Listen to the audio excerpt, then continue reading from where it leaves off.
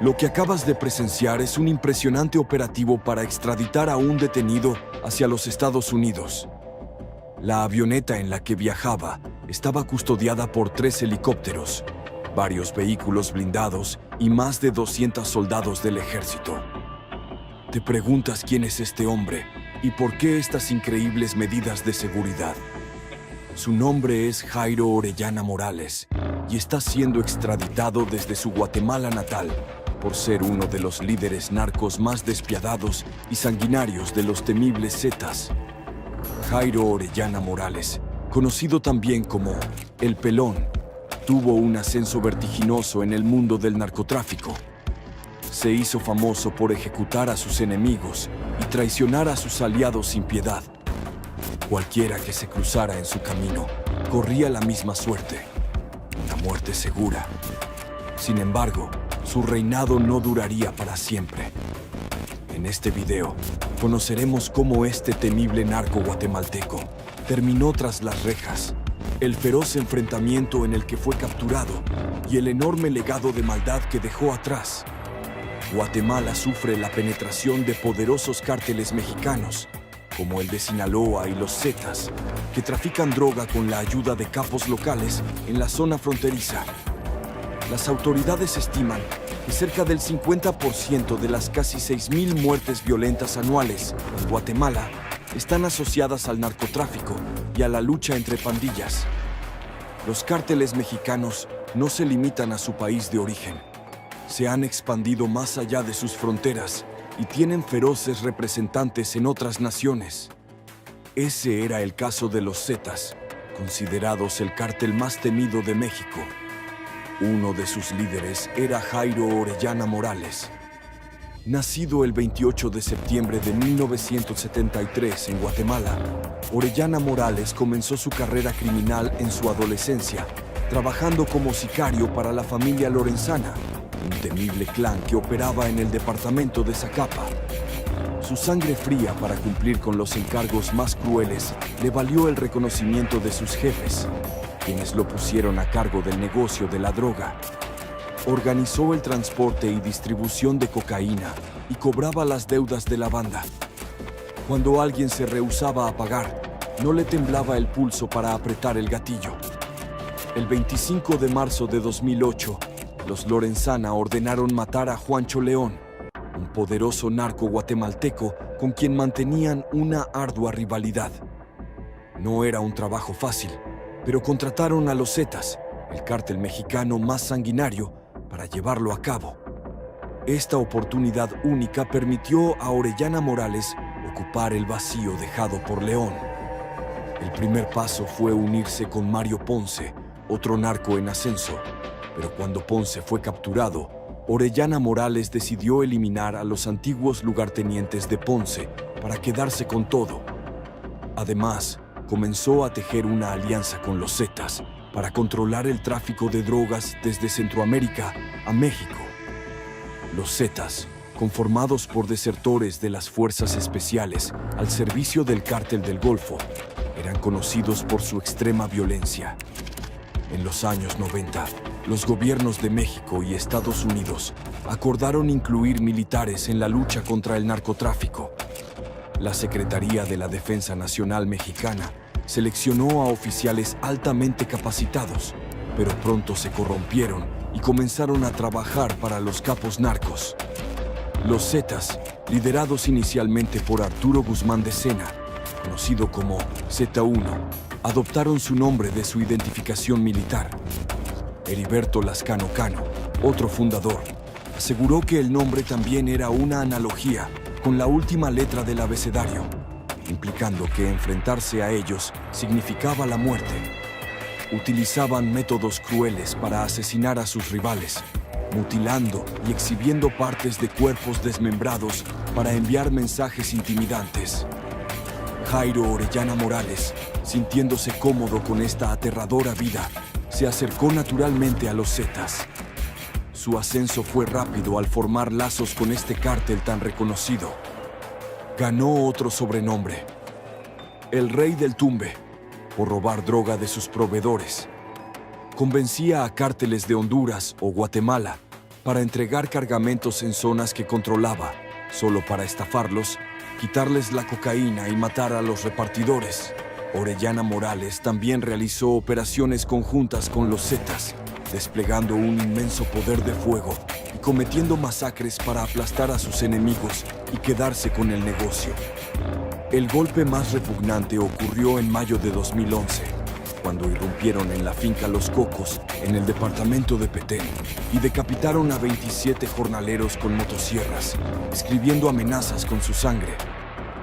Este grado de violencia llamó la atención de Estados Unidos, que comenzó el camino hacia la caída de Orellana Morales. En 2013, la Oficina de Control de Activos Extranjeros del Departamento del Tesoro solicitó una orden de captura internacional. Washington dictó casi de inmediato un pedido de extradición, ejerciendo presión sobre las autoridades guatemaltecas. La captura no fue sencilla. Orellana Morales se había sometido a varias cirugías tras un intento de asesinato en 2012, cambiando su fisonomía. Además, contaba con la protección de numerosos actores del crimen, incluidos los Zetas y su pareja, Marta Julia Lorenzana Cordón, hija de su antiguo jefe. Pero las Fuerzas Armadas de Guatemala estaban decididas a capturarlo. El 15 de mayo de 2014, tras una ardua investigación, las fuerzas especiales rodearon la hacienda Beatriz. Los sicarios de Orellana Morales advirtieron la presencia policial, desatando una terrible balacera. El enfrentamiento duró horas y dejó muertos a 2 de sus secuaces y al agente Miguel Ángel Santiago Carranza, de 24 años. Finalmente, Orellana Morales se rindió y fue capturado junto con otras 8 personas. Jairo Orellana Morales fue extraditado a Estados Unidos bajo estrictas medidas de seguridad y custodiado por un gran número de soldados y agentes de la DEA. Era requerido por la Corte de Columbia, Virginia, por conspiración y uso de armas de fuego para el tráfico de drogas. Enfrentó las acusaciones y terminó tras las rejas, mientras que una investigación sobre sus bienes llevó a incautar 17 propiedades, más de una veintena de cuentas bancarias y 4 empresas fachada para el lavado de dinero. La captura de Orellana Morales dejó un vacío en las organizaciones criminales, provocando un fraccionamiento y nuevos hechos de violencia. A pesar de su caída, los cárteles del narcotráfico siempre encuentran otra figura sedienta de poder, dispuesta a continuar con los actos más brutales. Con el tiempo, veremos si Guatemala puede superar la maldad de Jairo Orellana Morales, un asesino de sangre fría que basó su dominio en la traición. El legado de Jairo Orellana Morales, el Pelón, es un recordatorio sombrío de cómo el narcotráfico puede infiltrarse profundamente en las sociedades y sembrar el caos. A pesar de su caída, el vacío que dejó ha llevado a un fraccionamiento en las organizaciones criminales, provocando nuevos brotes de violencia. Esto no solo resalta la brutalidad inherente a estos grupos, sino también la dificultad de erradicarlos por completo. La historia de Orellana Morales se entrelaza con la de Guatemala, un país que ha sufrido enormemente debido al narcotráfico y la violencia que éste acarrea. La lucha entre pandillas y cárteles ha dejado una huella imborrable en la nación, afectando no solo a los involucrados en el tráfico de drogas, sino también a civiles inocentes atrapados en el fuego cruzado. Las comunidades viven con el miedo constante de convertirse en víctimas de esta violencia desmedida. Para entender mejor el impacto del narcotráfico en Guatemala, es crucial explorar el contexto en el que estos cárteles operan. El país, ubicado estratégicamente como un punto de tránsito entre Sudamérica y Norteamérica, se ha convertido en un terreno fértil para el tráfico de drogas. Los cárteles mexicanos, aprovechando la debilidad institucional y la corrupción en Guatemala, han establecido sólidas redes de distribución y control. La influencia de los cárteles en Guatemala no se limita solo al tráfico de drogas. Estos grupos también participan en otras actividades delictivas, como el tráfico de personas, la extorsión y el secuestro. Esto crea un entorno de inseguridad generalizada donde la ley y el orden son constantemente desafiados por el poder de los cárteles. Las autoridades, a menudo superadas en número y armamento, luchan por contener la marea de violencia. Volviendo a Jairo Orellana Morales, su historia no solo es un reflejo de su propia brutalidad, sino también de cómo individuos carismáticos y sin escrúpulos pueden ascender rápidamente en el mundo del crimen. Desde sus primeros días como sicario hasta convertirse en un líder de los Zetas en Guatemala, Orellana Morales demostró una astucia y crueldad que le permitieron sobrevivir y prosperar en un entorno implacable. Su caída, aunque significativa, no marca el final de la violencia en la región. Los cárteles, como entidades resilientes, siempre encuentran formas de adaptarse y continuar sus operaciones. Nuevos líderes emergen y la lucha por el control de las rutas de tráfico de drogas sigue su curso. La extradición de Orellana Morales a Estados Unidos puede haber desarticulado temporalmente su red, pero el desafío de erradicar el narcotráfico en su totalidad persiste.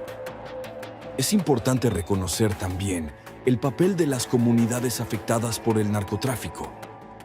En muchas áreas, los ciudadanos viven con la constante amenaza de la violencia y la extorsión.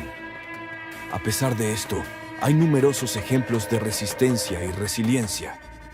Organizaciones comunitarias, activistas y líderes locales trabajan incansablemente para restaurar la paz y la seguridad en sus comunidades. Su lucha es un testimonio del espíritu humano y de la capacidad de las personas para unirse frente a la adversidad. La extradición de Jairo Orellana Morales a Estados Unidos fue un logro significativo en la lucha contra el narcotráfico, pero también puso de manifiesto la cooperación internacional necesaria para abordar este problema. La colaboración entre países es crucial para desmantelar las redes transnacionales de tráfico de drogas. Operaciones conjuntas, intercambio de inteligencia y asistencia mutua son elementos esenciales en esta lucha global. En retrospectiva, la historia de Orellana Morales es una lección sobre la complejidad del narcotráfico y la violencia asociada. Es un recordatorio de que la erradicación de estos problemas requiere un enfoque multifacético que aborde tanto los síntomas como las causas subyacentes. La pobreza, la falta de oportunidades económicas y la debilidad institucional son factores que contribuyen al crecimiento del narcotráfico. Abordar estos problemas es fundamental para lograr una paz duradera. Además, es esencial que los gobiernos y las organizaciones internacionales continúen apoyando a las comunidades afectadas por el narcotráfico. Iniciativas de desarrollo, programas de educación y proyectos de reconstrucción pueden ayudar a crear un entorno donde el narcotráfico no prospere. Invertir en la juventud y ofrecer alternativas viables al crimen es una estrategia clave para desmantelar las bases sobre las que se construyen estas organizaciones criminales. La caída de Jairo Orellana Morales es un capítulo en una historia más amplia de lucha contra el narcotráfico en América Latina. Cada captura, cada extradición y cada operación exitosa son pasos hacia un futuro más seguro. Sin embargo, la guerra contra las drogas es una batalla continua que requiere la determinación y el esfuerzo constante de gobiernos, organizaciones y comunidades. Finalmente, queremos agradecerte por acompañarnos en esta profunda exploración de la vida y caída de Jairo Orellana Morales. Esperamos que este video te haya proporcionado una visión clara y detallada de los desafíos que enfrentamos en la lucha contra el narcotráfico. No olvides suscribirte a nuestro canal, darle like a este video y activar las notificaciones para estar al tanto de nuestros próximos contenidos. Deja tus comentarios y comparte tus opiniones con nosotros. Hasta la próxima. La caída de un líder narco de tal envergadura no solo impacta en su organización inmediata, sino que también genera ondas de choque en todo el ecosistema delictivo.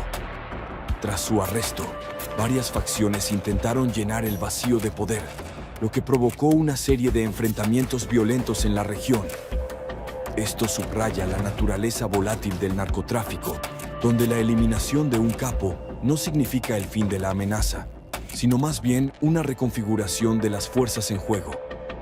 La violencia derivada del narcotráfico no se limita a los enfrentamientos armados. También se manifiesta en la forma de corrupción endémica que debilita las instituciones gubernamentales. En Guatemala, como en muchos otros países afectados por el narcotráfico, la corrupción ha permitido que los cárteles operen con una impunidad alarmante. Funcionarios comprados, jueces intimidados y policías corruptos son componentes de una red que protege a los narcotraficantes y perpetúa la violencia. Combatir este nivel de corrupción es tan crucial como enfrentar a los propios cárteles.